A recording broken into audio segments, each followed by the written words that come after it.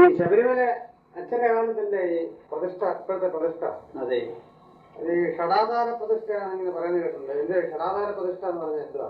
ഷടാധാര പ്രതിഷ്ഠ എന്ന് വെച്ചാൽ അടിയുന്ന ഇപ്പോഴത്തെ വിഗ്രഹം കാണുന്നതിന് അടിയിലോട്ട് 6 ആധാരമാണ്.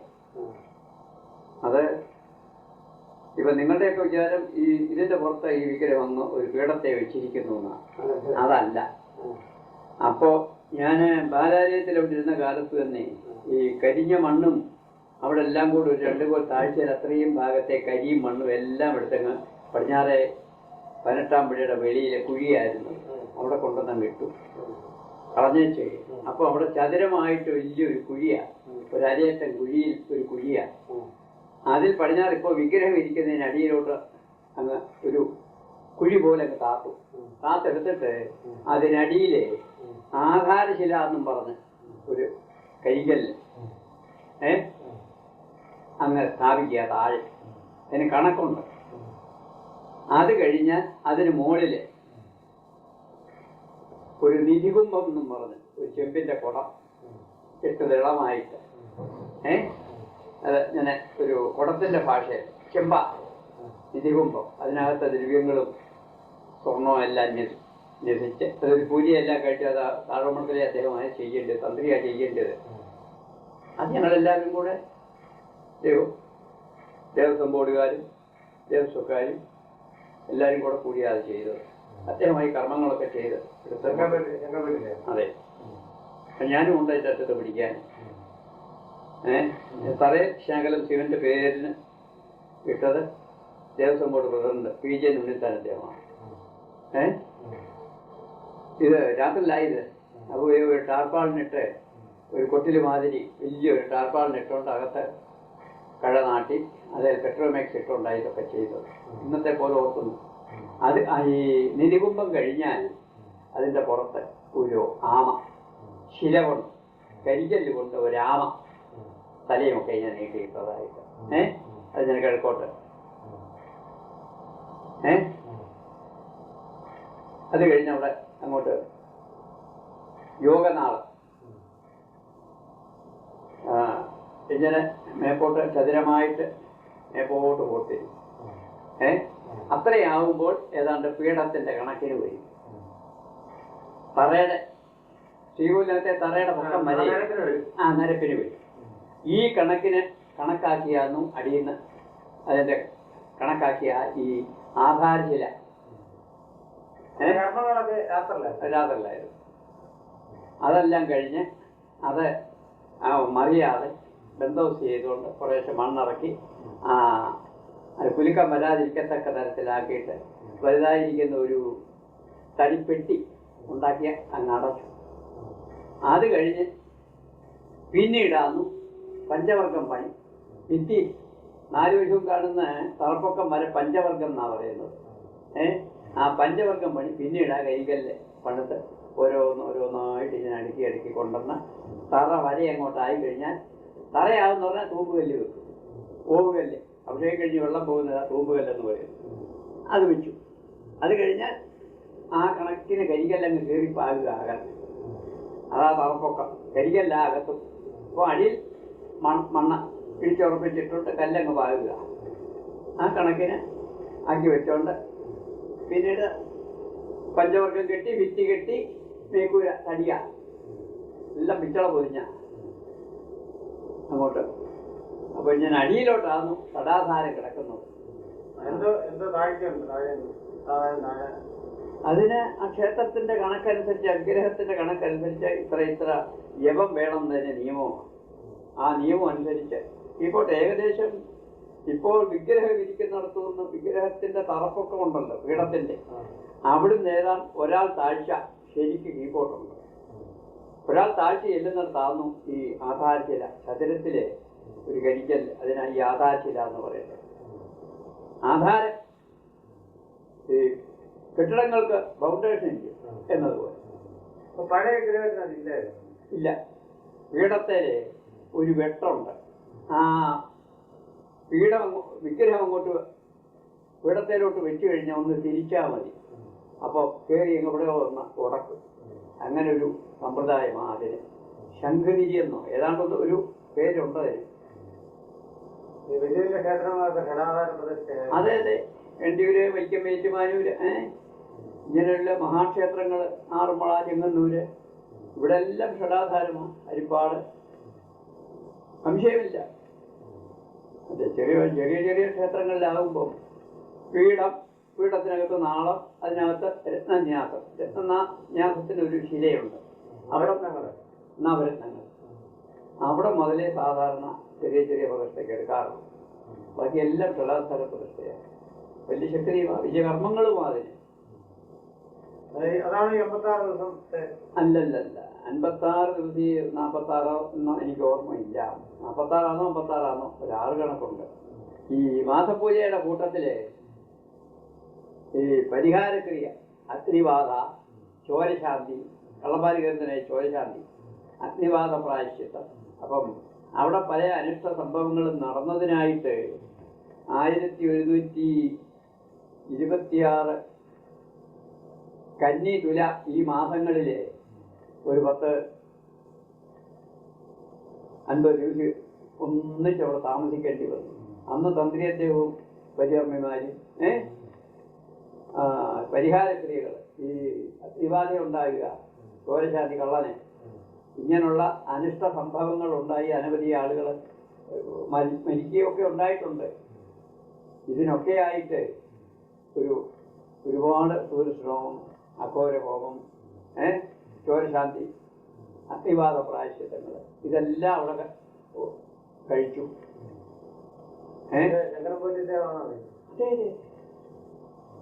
ഓ, അദ്ദേഹത്തിന്റെ അത്രയും കർമ്മപുഷ്ടിയുള്ളവരാരുണ്ട്? പോയി. അദ്ദേഹം ഇപ്പോ മരിച്ചിട്ട് 2-3 വർഷമായി തോന്നുന്നു. പോയപ്പോഴേ കുട്ടിക്കാലത്ത് ലോറി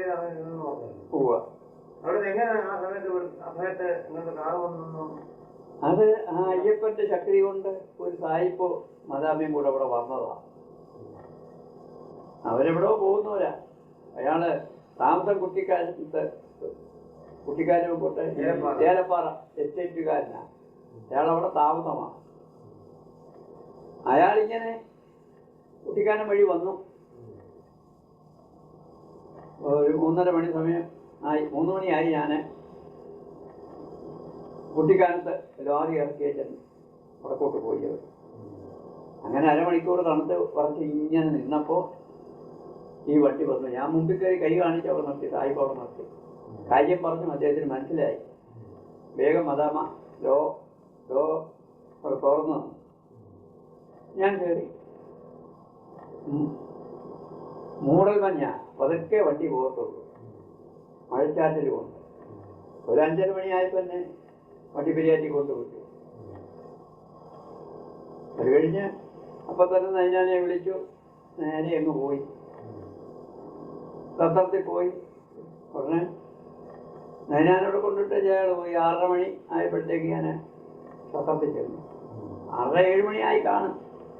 അപ്പോൾ പറഞ്ഞ് 2 പേര് പോയിട്ടുണ്ട്, തിരുമേനി കൂടെ അങ്ങ് പൊക്കൊണ്ടാട്ടെ. പോയിസ്റ്റുമാൻ പോയിട്ടുണ്ട്, കൃഷ്ണപിള്ള തിരുവല്ലാക്കാരൻ.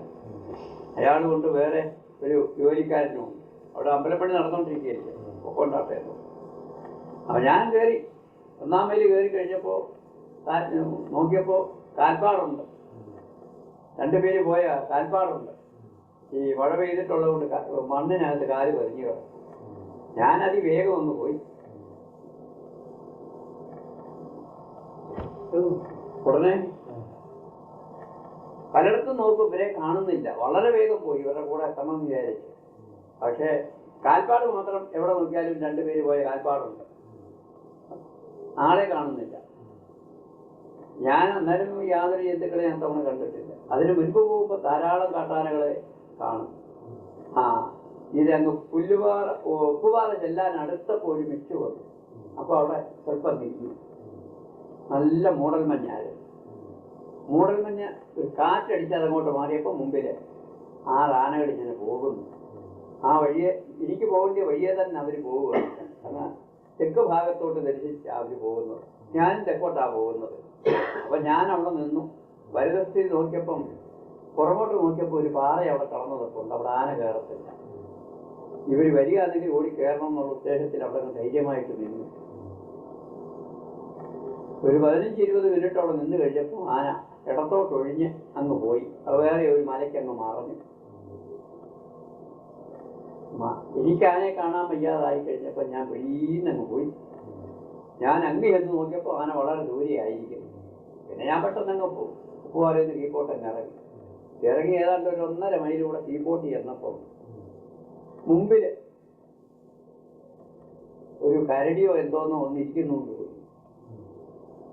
കരടിയാണോ പന്നിയാണോ ഒന്നും ഒരു തിട്ടവുമില്ല. ഞാൻ തന്നെ ഏകാഗിയിരിക്കും. അവിടെ ഞാൻ നിന്നു നോക്കിയപ്പോൾ ഒരു കൈവണ്ണമുള്ള ഒരു മരം നിൽപ്പുണ്ട്. അതിൻ്റെ അടുക്കലാണ് നിന്നത്. കരടിയാണെങ്കിൽ വല്ല ചാടിക്കണം എന്ന് വിചാരിച്ച് ഞാൻ നിന്നപ്പോൾ കുറച്ചുനേരം അവിടെ ഞാൻ ആലോചിച്ചോട്ട് നിന്ന് എന്താ വേണ്ടത്. അപ്പോൾ ആ ഇരിക്കുന്ന കണ്ടതായ സത്വം ഒന്ന് എണീച്ചു. അപ്പം കരടി ഒക്കെ ഒരു ഭയം തോന്നി. പെട്ടെന്ന് അങ്ങ് എണീച്ച് മുണ്ടുമൊക്കെ എടുത്തൊന്ന് പുറത്തു. അപ്പം എനിക്ക് മനസ്സിലായി തുളസാമിയാണെന്ന്. തുളസാമി എന്നൊരാൾ ആ പത്മതീർത്ഥത്തിൻ്റെ തെക്കുവശത്ത് ആ കുഴി കിടക്കും താമസം. ഒരു തുളുബ്രാഹ്മണനാണ്. ഗായത്രിയൊക്കെ നല്ലപോലെ അറിയാം. അത് പേടി ഭയം ഒന്നുമില്ല. രായില്ല പകലില്ല. അപ്പോൾ അദ്ദേഹം രാത്രിയിൽ സത്രത്തിൽ നിന്ന് ഇങ്ങോട്ട് തിരിച്ചിട്ടുണ്ട്. അദ്ദേഹത്തിൻ്റെ കാഴ്ചയോടായി ഒരു 2 കാഴ്ചയോട് കണ്ടതിൽ ഒന്ന് അദ്ദേഹത്തിൻ്റെ ഞാൻ അനുമാനിച്ചു. പക്ഷെ കാണാൻ ന്യായമില്ല. പിന്നെ മഴ പെയ്തിട്ടുണ്ട്. പക്ഷെ വേറെ ആരും ശബരിമലയ്ക്ക് വന്നിട്ടേ ഇല്ല. 2 കാഴ്ചയോട് കണ്ടിട്ടുണ്ട് ഉപ്പുപാറ വരെ. പിന്നോട്ട് കണ്ടിട്ടുമില്ല. പിന്നെ കാണാനൊക്കത്തില്ല. കരിയിലെ വീളംപാറയുമാണ്. കാഴ്ചയോട് കാണുകയില്ല. പുൽമേട്ടി മാത്രമേ ഉള്ളൂ കാഴ്ചയോട് കാണാവുന്നതാണ്. ഞാൻ ഓടിയൊക്കെയിരുന്നു. കാട്ടിൽ ഏകാന്തമായിട്ടിരിക്കുന്ന ഒരു സന്ദർഭത്തിൽ ഒരു മനുഷ്യനെ കാണുക എന്ന് വെച്ചാൽ ഒരിക്കൽ ഞങ്ങൾ തമ്മിൽ വലിയ സന്തോഷവുമാണ്. ഞങ്ങൾ തമ്മിൽ എന്നെ അങ്ങ് കെട്ടിപ്പിടിച്ചു. ഞാനും കെട്ടിപ്പിടിച്ചു. നീ എന്തിനാ വന്നേന്ന് ചോദിച്ചു. പറഞ്ഞു നിറവുത്തരിക. ആ ശരി നീ പൊക്കോ, ഞാൻ പതുക്കെ വന്നേക്കാം. ഞങ്ങൾ കുറച്ചു നേരം ഒരു 19 വാര നടന്നു. അപ്പോൾ എനിക്ക് സമയം പോന്നു. വേഗം നടക്കട്ടെ എന്ന് ചോദിച്ചു. നീ പോയി അമ്പലം തുറന്നു. ഞാൻ പതുക്കെ വന്നോളാവുന്നു. പെട്ടെന്ന് പിന്നെ ഇറക്കം വാങ്ങും. അവിടെ കുറച്ചങ്ങോട്ട് ചെന്നാൽ പിന്നെ കുമ്പളത്തോടായി. അവിടുന്ന് പിന്നെ അങ്ങോട്ട് പെട്ടെന്ന് അങ്ങ് ഇറക്കാം. അവിടെ നിന്ന് പിന്നെ അതിവേഗം ഒന്ന് പോയി. അവിടെ ചെന്ന് 9 മണി ആയപ്പോഴത്തേക്ക് 9:30 ആയപ്പോഴത്തേക്ക് ഞാനങ്ങ് മുറി കയറി. മുറി തുറന്നു. എല്ലാം കട്ടിലേലിട്ട് പെട്ടെന്ന് പോയി കുളിച്ചേച്ച് വന്നു. താക്കോലെടുത്തു. 60 പറഞ്ഞു. ഇടയ്ക്ക് വന്നത് തന്നെ കതിര് ബാഗിനകത്തു നിന്നെടുത്ത് പരട്ടാപ്പള്ളിയുടെ താഴെ വെച്ചു.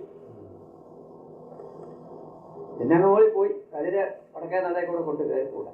കിഴക്കേ നടയിൽ കൂടെ പടി ഇറങ്ങി വേണം കൊണ്ട് കയറാൻ. അതെ. അത് നറവത്തരിക്ക് എങ്ങനെ അവിടുത്തെ? നറവത്തരിക്ക് അങ്ങനെ സാധാരണ എല്ലായിടും ഉള്ളതുപോലെ കയറി പ്രദക്ഷം മണിയിലേക്ക് പ്രദക്ഷമായിട്ട് വന്ന് പിന്നെ മുഖമണ്ഡപത്തിൽ കൊണ്ടുവച്ച് മഹാലക്ഷ്മിയെ പൂജിച്ച് അകത്തെഴുന്നള്ളിച്ച് കിട്ടുക. പിന്നെ അതിൽ തന്നെ പുത്തരി എന്ന് പറയുമ്പോൾ പുത്തരി വേണ്ടേ. ഇതേ തന്നെ ഒരു കതിരെടുത്തോടെ മാറ്റി വെച്ചു. അത് കയ്യേലിട്ടൊന്ന് തൊലിച്ച് കുറച്ച് നിവേദ്യം ഉണ്ടാക്കിയിട്ട് ഈ അരി കൂടെ അതിനകത്ത് ഇടും. മനസ്സിലായോ? അപ്പൊ പുത്തരി. മറ്റേ അരിയുടെ കൂടെ ഇതിനകത്തുനിന്ന് 5-6 അരി കൂടെ ഇതിനകത്തിട്ട് നിവേദ്യം കഴിക്കും. പിന്നെ സ്വല്പം അവരോ വല്ലതും ഉണ്ടെങ്കിൽ അതിനകത്തും 2-3 നെല്ല് തൊലിച്ചിട്ട് സ്വാമിക്ക് നിവേദ്യം കഴിക്കും. അങ്ങനെ പുത്തരി. പിന്നെ അച്ഛനോട് ഇരിക്കുന്ന കാലത്ത്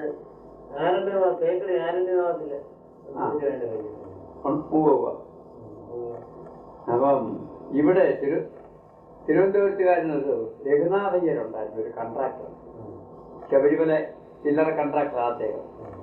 ഇതിനെ ഈ ശ്രീകൊല്ലത്തെ തന്നെ മണ്ണ് ലെവൽ ചെയ്യുവോ ശ്രീകണ്ഠേശ്വരത്ത്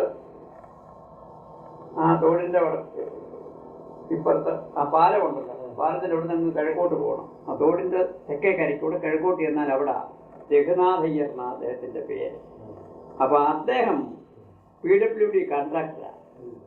അദ്ദേഹം ഈ അവിടെ ഒരു തേക്കടിയില് ഒരു ഹോട്ടലോ ലോഡ്ജോ ഏതാണ്ട് വിദേശികളോ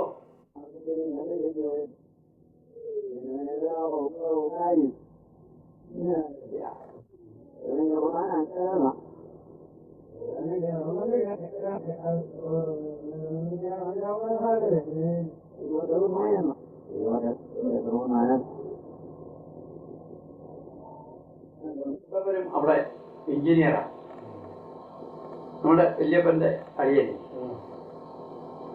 അപ്പോ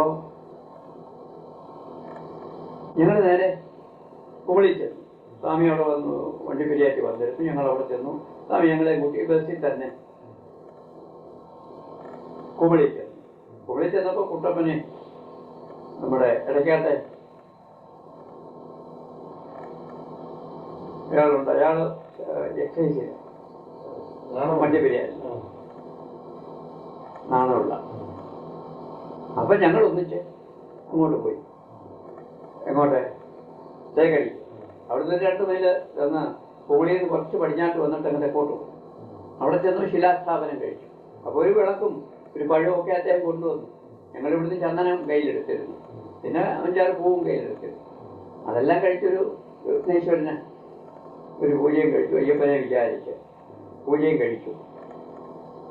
അത് കഴിഞ്ഞ് അവിടുന്ന് ഞങ്ങൾ നേരെ തേക്കടി കാണണമെന്ന് പറഞ്ഞു. ജന്തുക്കളെയൊക്കെ കാണാം.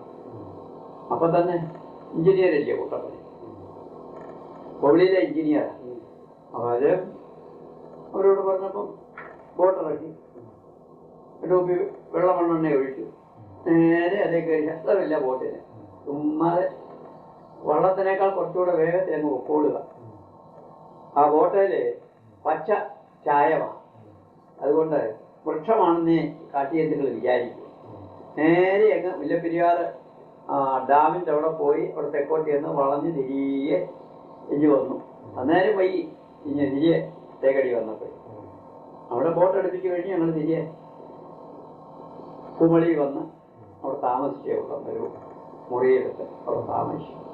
ഇവരുടെ ഈ എഞ്ചിനീയർമാരുടെ മുറിയുണ്ട്, എക്സൈസുകാരുടെ മുറിയുണ്ട്. അവിടെ താമസിച്ചു. പഴവും പാലും ഒക്കെ കഴിച്ചു. അടുത്ത ദിവസം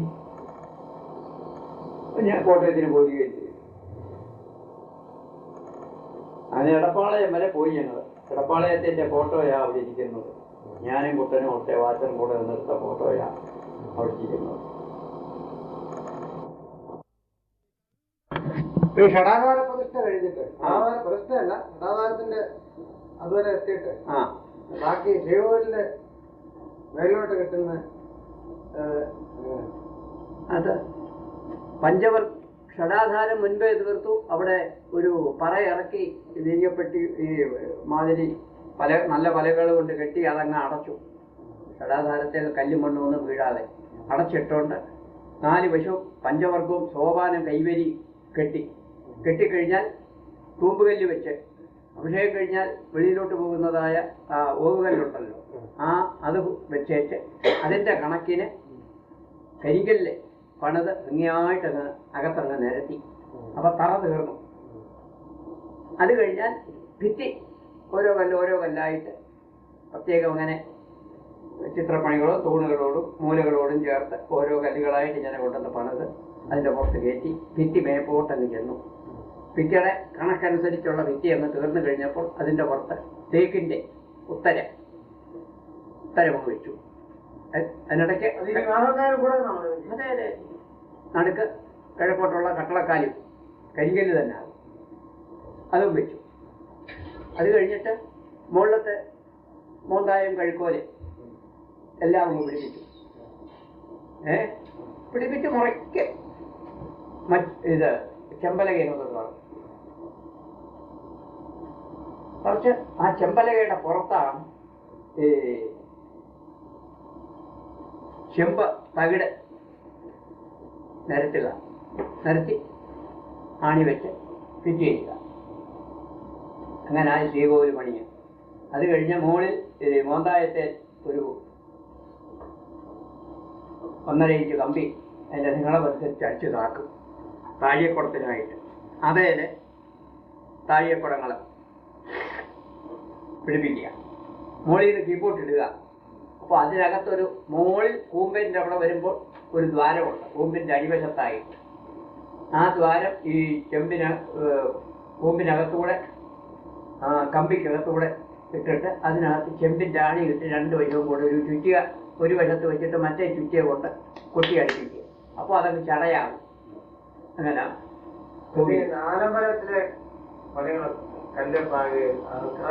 അതും ഈ കൂട്ടത്തിൽ ഇതൊരു സെറ്റ് ആളുകൾ ശ്രീകോവിലിന്റെ പണി അങ്ങോട്ട് നടക്കുമ്പോൾ മറ്റേ ഒരു സെറ്റ് അപ്പുറത്ത്. അവിടെ പിന്നെ ഷടാധാരം ഒന്നുമില്ലല്ലോ. പഞ്ചവർഗം കെട്ടി, ചെറിയ പഞ്ചവർഗം കെട്ടിക്കൊണ്ട് കല്ലുകൾ മുറയ്ക്ക് വന്നോളുക, അടുക്കിക്കൊള്ളുക മേപ്പോട്ട്. സോപാനത്തിന്റെ അവിടെ ഒരു സെറ്റ് ആളുകൾ ഇവിടെ സോപാനത്തിനായിട്ട് അവിടെ രണ്ട് കല്ല് ഇങ്ങനെ നീട്ടി കുത്തുകല്ല് പോലെ ഇട്ടിട്ട് അതേ രണ്ട് നാളം ഇട്ടിട്ട് അതേ ദ്വാസനെ അപ്പുറവും ഇപ്പുറവും ഉള്ള രണ്ട് ദ്വാസന്മാരെ നിർത്തിയിരിക്കുന്നു.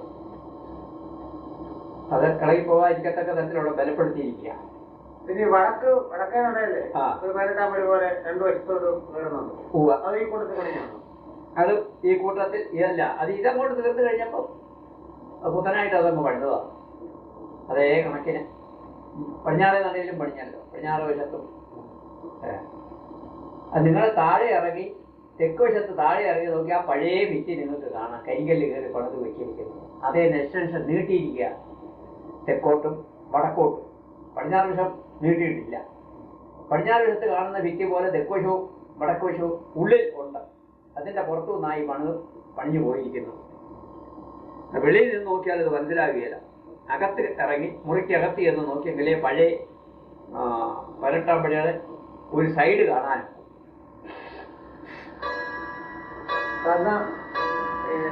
പടിക്ക് താഴെയുള്ള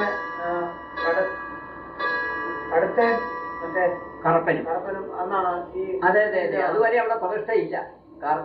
കടത്തയ്ക്കും കറപ്പനും കൊച്ചുകടത്തയ്ക്കും ഒന്നും മാളിയപ്പുറത്തും പ്രതിഷ്ഠയില്ല. പീഠം മാത്രമേ ഉള്ളൂ മാളിയപ്പുറത്ത്. ബാക്കിയുള്ളിടത്ത് ദേവാലയങ്ങളേ ഇല്ല, സങ്കല്പം മാത്രമേ ഉള്ളൂ. ഈ ശബരിമല 126 ഇടവന്നാലാം തീയതി പ്രതിഷ്ഠയോട് കൂടിയാണ് കറപ്പനും കറപ്പായിയമ്മനും വലിയ കടുത്ത കൊച്ചുകടുത്ത മാളിയപ്പുറത്ത് വിഗ്രഹവും ഉണ്ടായി. ഇതെല്ലാം അന്നൊരു ദിവസത്തെ പ്രതിഷ്ഠയാണ്. അച്ഛന്റെ കാലത്ത് ഉള്ള പ്രതിഷ്ഠ അയ്യപ്പന്റെ ഗണപതിയുടെ നാഗരാജാവിന്റെ മാളിയപ്പുറത്ത് കൊച്ചുകടുത്ത വലിയ കടുത്ത കറപ്പൻ കറപ്പായ്യം ഇത്രേ അന്ന് പ്രതിഷ്ഠ അവിടെ നടന്നു. ശങ്കരൻപറ്റി അദ്ദേഹം മറ്റ് അദ്ദേഹത്തിന്റെ ജ്യേഷ്ഠന്റെ മക്കള് നീലകണ്ഠൻ തന്ത്രി, മഹേശ്വരൻ തന്ത്രി, പരമേശ്വരൻ തന്ത്രി, അവർ 4 തന്ത്രിമാരുണ്ടെന്നവിടെ. ഓരോരുത്തർ ഓരോന്നിനായിട്ട് അങ്ങോട്ടങ്ങ് മാറി. പരികർമ്മിമാരും ധാരാളമുണ്ട്. അവരെല്ലാവരും കൂടെ കൂടിയാണ്. അതെ, പിന്നെന്താ?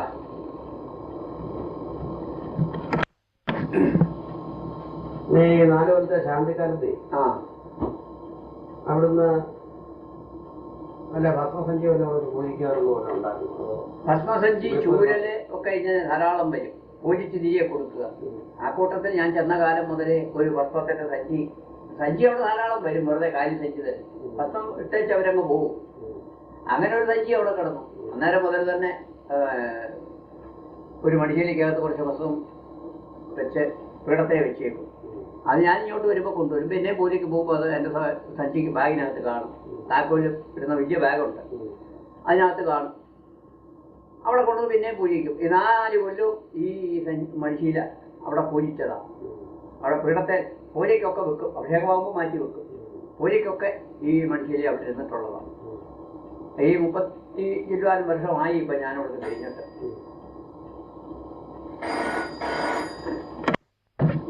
അങ്ങനെ 4 കൊല്ലക്കാലവും പീഠത്തെ വെച്ച് പൂജിച്ച മടിശീലയായി ഇന്നും ഞാൻ കൈവച്ചിരിക്കുന്നത്. അത് ഞാൻ എവിടെ വിശേഷാൽ എങ്ങോട്ടെങ്കിലും പോയാൽ ഒരു ദിവസത്തെ താമസം ഉണ്ടെങ്കിലും ഈ മടിശീല എൻ്റെ കൈ കാണും.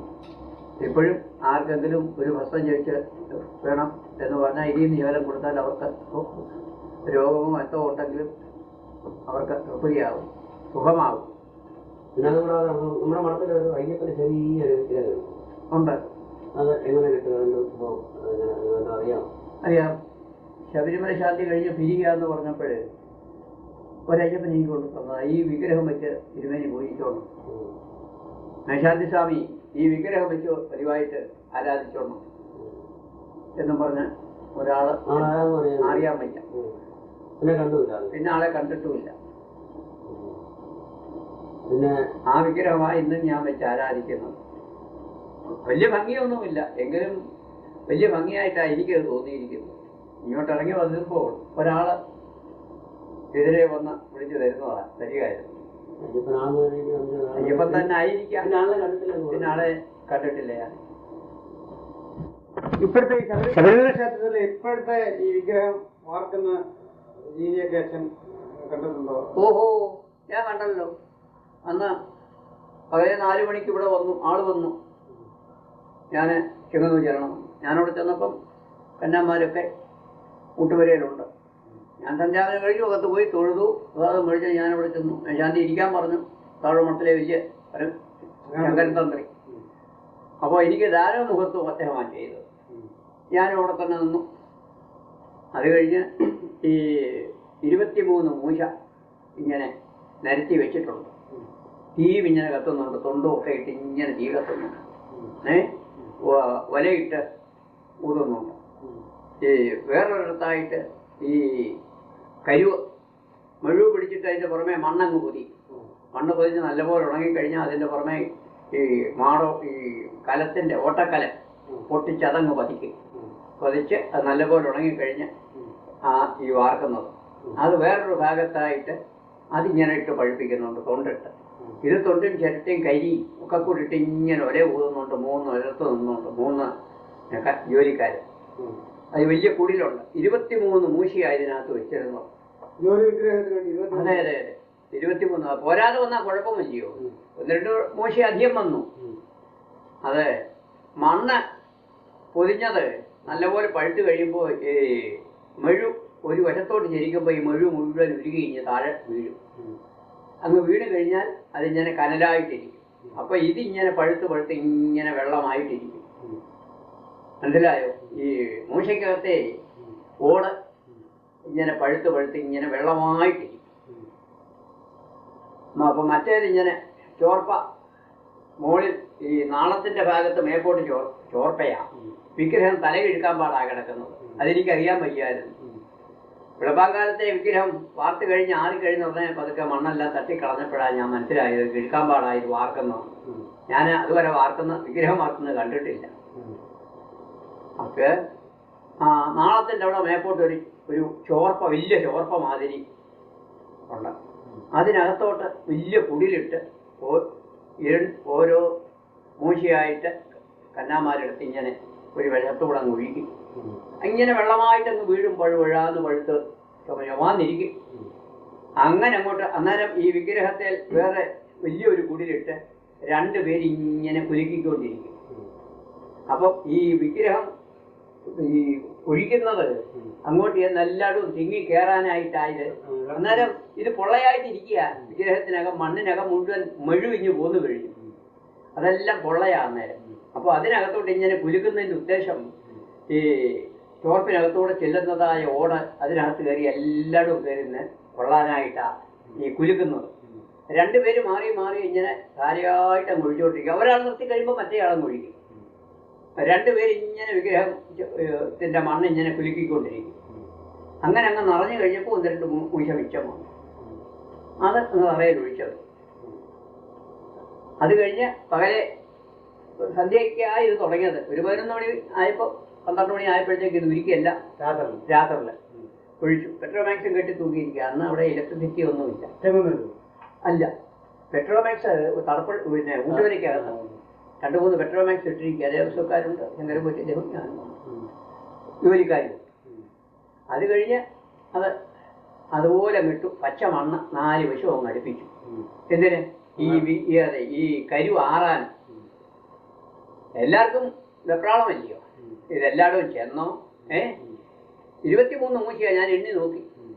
അതിൽ ഒരു 21 മൂശയും വിഗ്രഹത്തിന് ഒഴിച്ചു. 3 എണ്ണം പിന്നെ കുറച്ച് നിറം കൂട്ടിയ ആദ്യം ഒഴിക്കുന്നത് 3 എണ്ണം. എന്തിനാ? അതിൽ സ്വല്പം സ്വർണം കൂടുതൽ ചെലുത്തിയിട്ടുണ്ട്. ആ തിരുമുഖം നല്ല തെളിച്ചം കിട്ടാൻ സ്വർണം കൂടുതൽ ഉണ്ടെന്നാ അന്ന് പറയുന്ന കേട്ടത്. അത് ഏകദേശം കഴുത്തിന് മേവശം മുഴുവൻ ഈ 3 മൂശ കൊണ്ട് ചെല്ലുന്നിടം വരെ നല്ല നിറം കാണും. അതിലേക്കിപ്പോട്ട് അത്ര നിറം കാണുകയില്ല. പിന്നെ പ്രകാശമായപ്പോഴത്തേക്ക് അതിന്റെ നല്ലപോലെ ആറി ചെറിയ ചുറ്റിയൊക്കെ കൊട്ടി കൊട്ടി കൊട്ടി മണ്ണെല്ലാം കളഞ്ഞു. അതെല്ലാം നല്ലപോലെ കണ്ടു. എന്ന് രാഗി കഴിഞ്ഞെങ്കിലേ പിന്നീട് ഭംഗി കിട്ടൂ. പിന്നെ പിന്നെ അതിന്റെ ചീള് വല്ലവും തെളിഞ്ഞ് നിൽപ്പുണ്ടെങ്കിൽ അതെല്ലാം എടുത്ത് കളഞ്ഞ് ആ കണ്ണിന്റെ പിരിയൊക്കെ നല്ല ഭംഗിയായിട്ട് ആ ചെറിയ അതെല്ലാം രാഗി മിനിക്ക് നല്ല ഭംഗിയാക്കും. അങ്ങനെ മിനിക്കതിന് ശേഷമാണ് ദേവത്വത്തിലേക്ക് പണി കഴിഞ്ഞത്. മിനിക്ക് നല്ല ഒന്നാം തരമാക്കും. ആ വിഗ്രഹമാണ് ഇന്നവിടെ നമ്മൾ ആരാധിക്കുന്ന വിഗ്രഹം. ശാന്തി സ്കൂളിൽ പഠിക്കുമ്പോഴേ ഇന്ദിരയുടെ അച്ഛന് പെരുപ്പംകോട്ടെ പെരുപ്പംകോട്ട ഇടവന അദ്ദേഹം ഉണ്ടായിരുന്നു. ഏസ് എന്ന് പറയുന്ന ആള് ഉണ്ട്. ഞാൻ 1ാമത്തെ പേരുകാരന്, ഏസ് 4ാമത്തെ പേരുകാരനാണെന്ന് തോന്നുന്നു ശാന്തി സ്കൂളിൽ. നിങ്ങൾ അന്നേ പരിചയക്കാരാണോ? അവിടെ വെച്ചാ പരിചയം പെട്ടത്. പിന്നെ ഞങ്ങൾ സഹപാഠികളായിട്ട് 2 കൊല്ലം ഒന്നിച്ചെന്ന് കഴിഞ്ഞു കൂടിയവരാ. മനസ്സിലായോ? പിന്നെ മിക്കവാറും കുളിക്കാൻ പോകുന്നതും അമ്പലത്തിൽ പോകുന്നതും കിടക്കുന്നതും എല്ലാം ഒരുപോലെ തന്നെ, ഒന്നിച്ചു തന്നെ എന്ന് തന്നെ പറയാം. കുളിക്കാൻ പോകുന്നത് എന്താ അടക്കം എന്ന് പറയും, എന്താ ഏസേഭാവം എന്ന് പറയും. അങ്ങനെ അങ്ങോട്ട് ഒരു സഹപാഠിയായിട്ട് അങ്ങോട്ട് കൂടി വെച്ചാൽ വലിയ ആത്മാർത്ഥമായിരുന്നു. അതുപോലെ തന്നെ ആയിരുന്നു വാലയിടത്തെ കേശവൻ. ഞങ്ങൾ 3 പേരും ഒന്നുപോലാ. പിന്നെ ഞങ്ങൾ 3 പേരും ഒരുപോലെ ത്രിമൂർത്തികളെന്നാണ് ഞങ്ങളെ പറയുക തന്നെ. ഞങ്ങൾ 3 പേരും മിക്കവാറും ഒന്നിച്ചു കാണും. ഞങ്ങൾ 2 പേര് തീർച്ച. ചിലപ്പം പലയിടത്തെ വാസുദേവനെ മണിപ്പടം വരയ്ക്കാണ്ട് പോകും. അവിടുന്ന് അദ്ദേഹം വിവാഹം കഴിച്ചിരിക്കുക. ചിലപ്പോൾ അങ്ങോട്ട് പോകും. മറ്റേത് ഞങ്ങൾക്ക് ഒന്നിച്ചു തന്നെ. അച്ഛൻ്റെ ശാന്തി കാലത്ത് 18ാം പടിക്ക് കേടുവല്ലോ ഉണ്ടായിരുന്നു. 3ാമത്തെ പടിയേല് ഒരു ശാകലം, 3ാമത്തെ പടിയെ നടുക്ക് ഇടത്തോട്ട് മാറി പടിയുടെ വടക്കുവശം, പകുതിക്ക് വടക്കുവശമായിട്ട് ഒരു പപ്പടവൃത്തം, ഒരു അർദ്ധചന്ദ്രാകൃതി കുറച്ച് കടന്നു പോയിട്ടുണ്ടായിരുന്നു. നേരത്തെ ഉള്ള? അതെ അതെ, ഞാൻ പോകുന്ന കാലത്തേ ഉണ്ട്. പിന്നെ വേറെ ഒരു പടിയിൽ ഒരു ശകലം വന്നിട്ടുണ്ടായിരുന്നു. അങ്ങനെ 2 കേടുണ്ടായിരുന്നു. പിന്നെ ഇങ്ങോട്ട് വരാനായപ്പോഴത്തേക്ക് കുറെ കൂടുതൽ കേട് പറ്റിയിട്ടുണ്ടായിരുന്നു. പിന്നീട് ഞാനൊരു 2 കൊല്ലം മുൻപ് പോകുമ്പോൾ പടിയേൽ ഒരുപാട് കേടുണ്ടായിരുന്നു. ഒരു നീലകണ്ഠൻ തന്ത്രിയായിരുന്നു പടിപോയിക്ക് നിന്നത്. അന്ന് എന്നെ കൂടെ വിളിച്ചു സഹായിക്കാൻ. ഞാൻ കൂടെ എൻ്റെ കൂടെ പോയി. അപ്പോൾ കണ്ടു. കയറാനും ഇറങ്ങാനും തന്നെ വളരെ വിഷമവുമായിരുന്നു. അതെ. പിന്നീട് ഒരു തവണ വിശ്വനാഥവാരുടെ അരിപ്പാട്ട് വെച്ച് കേൾക്കും. ഇരുവരുടെ അഭിപ്രായം വന്നു. വേറൊരു കാര്യം പറയാനായിട്ട് അദ്ദേഹത്തിൻ്റെ വൈദ്യത്ത് വരെ പോയി.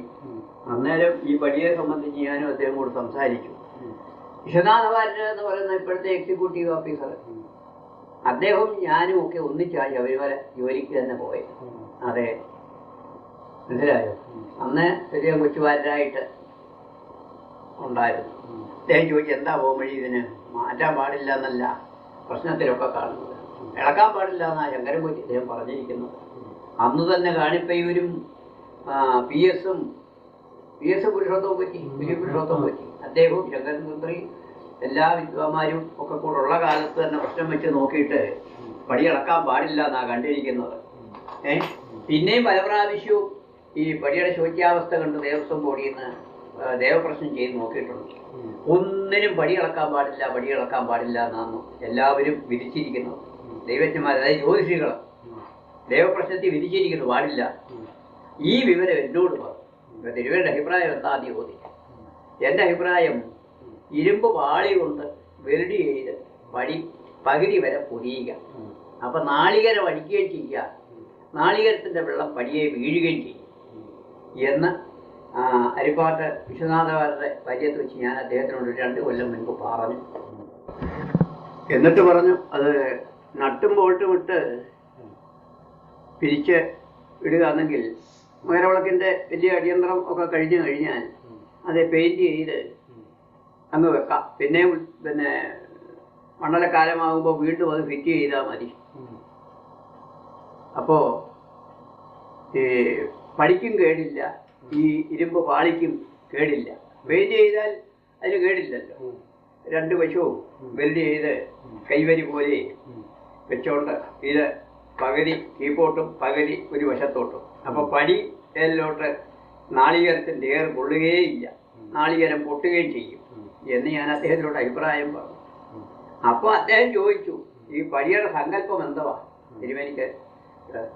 എന്നോട് തഴവമഠത്തിലെ വെച്ച് അദ്ദേഹം പറഞ്ഞിരിക്കുന്നത് 18 മലയായിട്ടും അത് ഇന്ന തരത്തിലാ പൂജ എന്നുള്ളതും വിധി എന്നോട് അദ്ദേഹം പറഞ്ഞിട്ടുണ്ട്. അകാരം ഉകാരം അകാരം ചേർന്ന്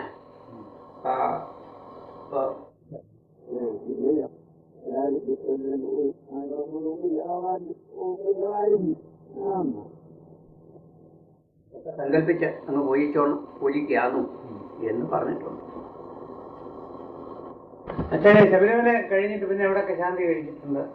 ശബരിമല ശാന്തി കഴിച്ച് പിന്നീട് ഞാൻ കൊല്ലത്ത് ആനന്ദവല്ലീശ്വരത്ത്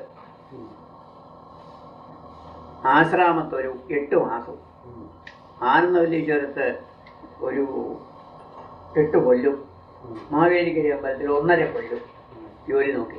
അപ്പോൾ എനിക്ക് വയസ്സ് 60 അപ്പോൾ പിന്നെ ഇപ്പോഴത്തെ ദേവസ്വം ബോർഡിൻ്റെ നിഗമനം അനുസരിച്ച് 60 വയസ്സ് കഴിഞ്ഞാൽ ശാന്തിക്കാരുടെ നാട്ടിൽ മാത്രം വരത്തില്ലെന്ന അവരുടെ വെപ്പ്. അപ്പൊ ഞാനിക്ക് വീഴുകയും ചെയ്തു. എനിക്ക് മാവേലിക്കര ദേവസ്വത്തിൽ സെന്റാപ്പൊക്കെ തന്നു ജീവനക്കാരൻ. 1.5 കൊല്ലമേ ഇരുന്നുള്ളെങ്കിലും പിന്നെ ആനന്ദവല്ലീശ്വരമാണ് എനിക്ക് കൂടുതൽ ഇഷ്ടപ്പെട്ടിരിക്കുന്നത്. ശബരിമല മോശം നല്ല പറഞ്ഞത്.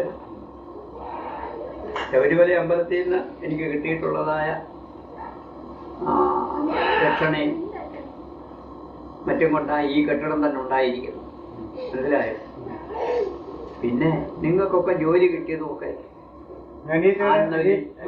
അനിയത്തിയുടെ വിവാഹം, രോഹിണിയുടെ വിവാഹം, നിങ്ങൾക്ക് അവിടെ പഠിത്തം മുന്നോട്ട് പോവുക, ഇതെല്ലാം ആനന്ദവല്ലീശ്വരത്ത് ദേവിയുടെ അനുഗ്രഹം കൊണ്ടും ആ മഹാദേവരുടെ അനുഗ്രഹം കൊണ്ടുപോകാം.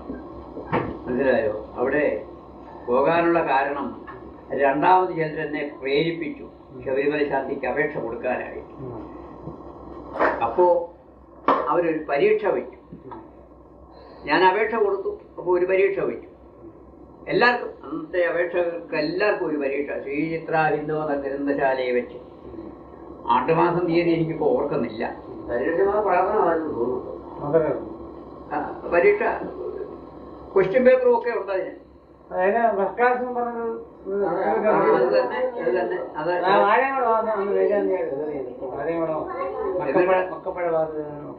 ഏതായാലും പരീക്ഷ എഴുതി ഫസ്റ്റ് ക്ലാസ് കിട്ടുകയും ചെയ്തു.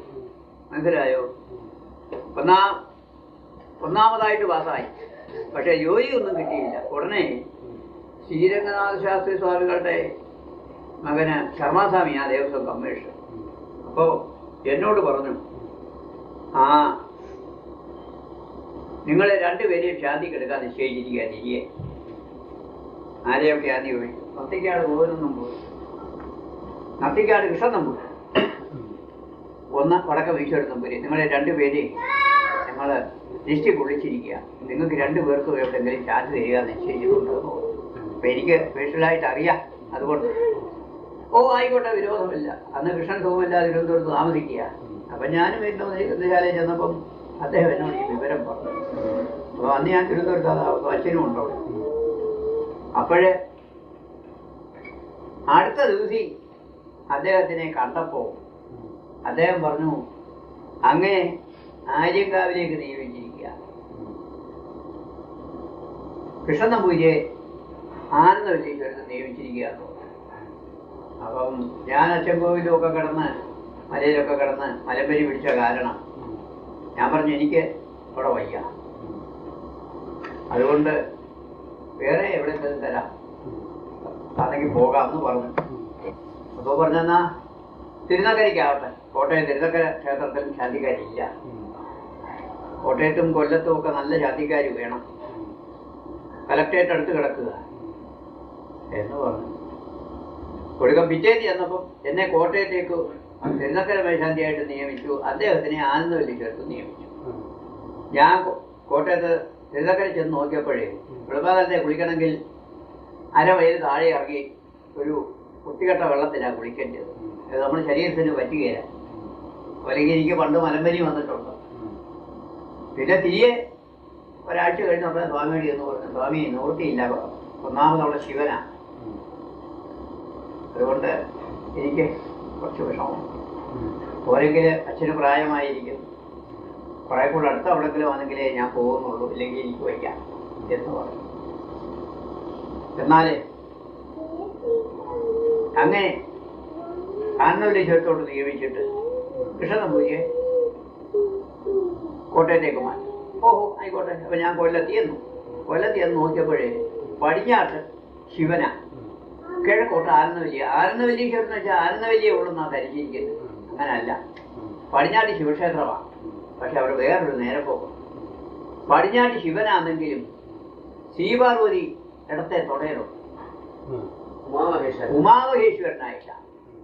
വേറെ ഞാൻ എങ്ങും കണ്ടിട്ടില്ല. പലയിടത്തും അമ്പലങ്ങളിലൊക്കെ കയറി ഇറങ്ങിയിട്ടുണ്ടെങ്കിലും ഇതുപോലൊരു പ്രതിഷ്ഠ എങ്ങും കണ്ടിട്ടില്ല. അപ്പൊ കുറേ സാത്വിക ശിവനാണ്. ഓ അങ്ങനെ ആട്ടെ എന്ന് പറഞ്ഞു. അങ്ങനെ എന്നെ ആനന്ദവല്ലീശ്വരത്ത് മേശാന്തിയായിട്ടൊന്ന് നിയമിച്ചു.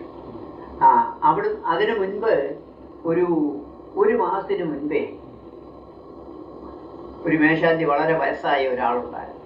അദ്ദേഹം ഹൃദയസ്തംഭനമായി പെട്ടെന്നങ്ങ് മരിച്ചു. പ്രായമായി, അതുകൊണ്ട് അവിടെ ഒഴിവായിട്ട് കിടക്കുകയാണ്. അദ്ദേഹത്തിനെ തിരികെ അവിടുന്ന് കോട്ടയത്തോ എവിടോ നിയമിച്ചു. എന്നെ ഏതായാലും ആനന്ദവല്ലീശ്വരൻ നിയമിച്ചു. ഞാൻ പോയി ചാർജ് കൊടുത്തു. അങ്ങനെ കഴിയുക. അങ്ങനെ ഇരുന്ന കാലത്താണ് നിങ്ങൾക്കൊക്കെ ജോലി കിട്ടിയതും കൃഷ്ണനെ നോക്കാനായിട്ട് മണി തിരുവനന്തപുരത്ത് പോയി താമസിച്ചതും ടൈപ്പ് റൈറ്റിംഗ് പഠിച്ചതും. അപ്പോൾ നിനക്ക് മുൻപേ ജോലി കിട്ടി. അവന് ഒരു കൊല്ലം കൂടെ കഴിഞ്ഞ് അവനും ജോലിയായി.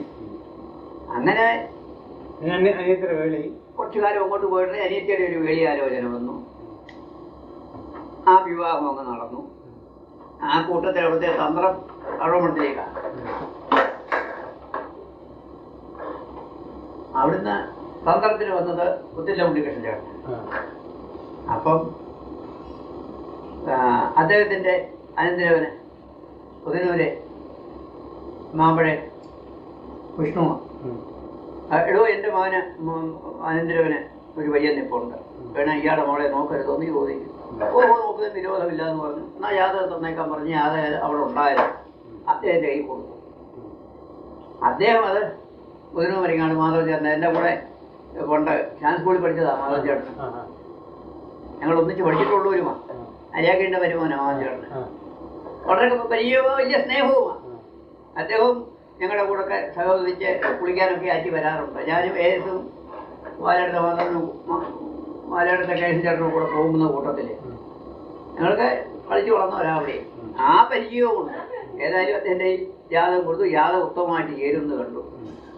പിന്നെ ആ നിലയിൽ കൂടെ അങ്ങോട്ട് നീങ്ങി. അപ്പം നമ്മുടെ കുടുംബത്തിൻ്റെ ശ്രേയസ്സിന് ആനന്ദവല്ലി ഉമാമഹേശ്വരനും നല്ലതുപോലെ സഹായിച്ചു. മനസ്സിലായോ? അതുകൊണ്ട് അവരെ മറക്കാനൊക്കുകയില്ല. ഇപ്പൊ തന്നെ ഞാൻ ആദ്യം ശാന്തിക്ക് കയറുന്നത് കണ്ണമംഗലം അമ്പലത്തിലാണ്, അല്ലയോ? ഇപ്പൊ തന്നെ അവിടെ ഉത്സവബലി മുട്ടും എന്നും പറഞ്ഞ് ഇന്നലെ ആള് വന്നു. ഇന്നും ഇപ്പൊ ആള് വന്നിരിക്കുക.